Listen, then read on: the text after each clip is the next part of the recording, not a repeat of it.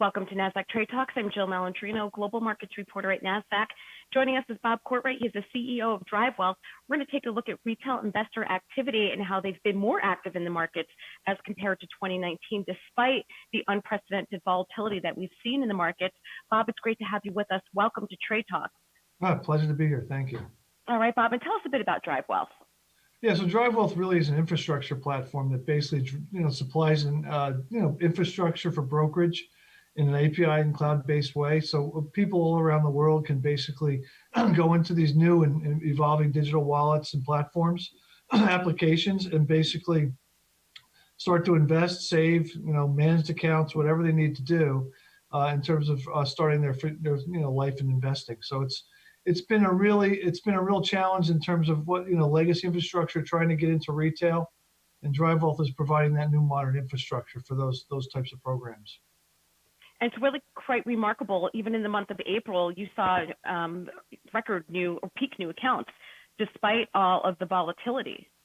Yeah, it's interesting. I think a lot of the sentiments changed. I mean, through this whole pandemic, we've seen actually the saving rates have gone up, and people are just more focused on their long-term financial health. And a lot of really cool, engaging products have been put into the market, and people are really going to looking forward to saving, investing, and trying to look towards the future. So it's been a great time for obviously investing in brokerage. And Bob, even though you saw more new accounts open up, were they also more active this year in terms of trading volumes? Yeah, they're a bit more active. I mean, there's a difference between brokerage and what I call embedded finance.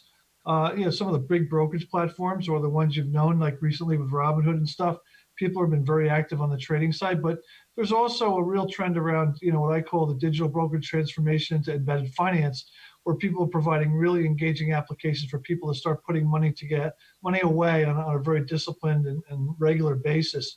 And they're just buying stocks and diversifying in a portfolio and looking more towards the longer term. And how about the vast majority of investors buying notional amounts versus shares? For an example, $100 of Apple versus one share of Apple, because that seems to be a trend that's building as well.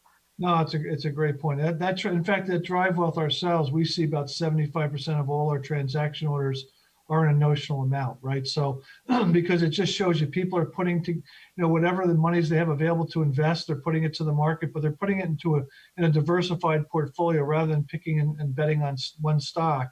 They're basically building a portfolio of stocks and putting whatever money they can afford in a notional sense to that market. So we have about 75% of our daily volume goes towards a notional trade versus a whole share trade. So it's pretty impressive the way people are building portfolios.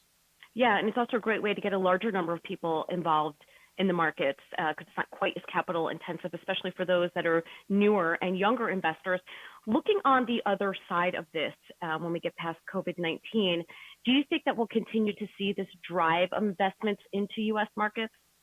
I really think this whole trend towards embedded finance is really taking hold. We talked about digital transformation for the last decade.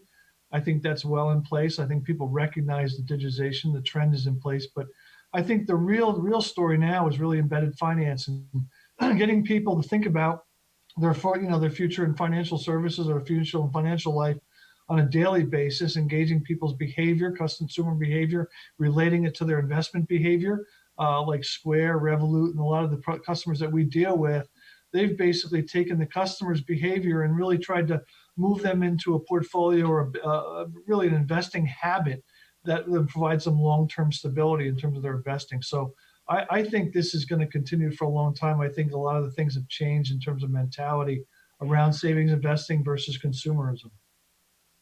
All right, Bob, appreciate the insight. Thanks so much for joining me on Trade Talks. You're welcome. Thanks very much. And thanks for joining me. I'm Jill Malandrino, Global Markets Reporter at Nasdaq.